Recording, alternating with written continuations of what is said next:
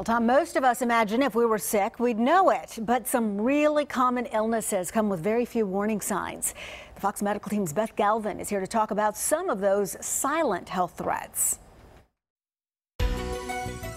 There are certain health problems where we have clear symptoms. We feel bad, so we know we need to go to the doctor. But for others like high blood pressure and diabetes, the warning signs can be much more subtle and much easier to overlook.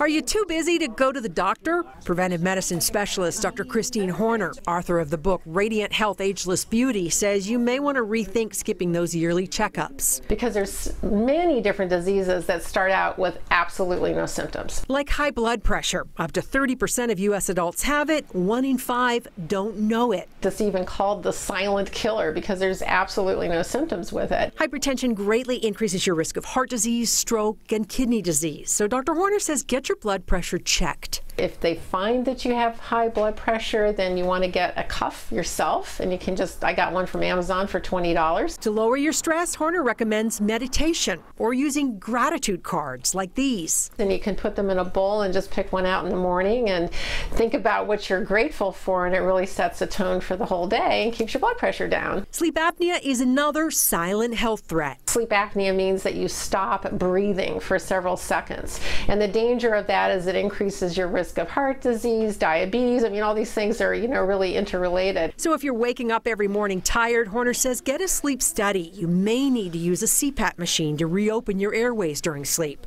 And another hidden health hazard that you can't afford to ignore is diabetes. People over the age of 65, they found that 1/4 of Americans have diabetes. The CDC says more than 100 million Americans now have diabetes or prediabetes, and up to a third don't know it.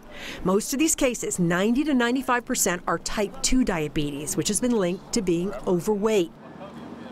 And Dr. Horner says the good news is type 2 diabetes can be reversed if you can improve your diet and your lifestyle. And one study found a shortage of vitamin D may actually raise our risk of diabetes. So she says you want to get your vitamin D levels checked and ask your doctor if you might need a supplement. For the Fox Medical Team, I'm Beth Galvin.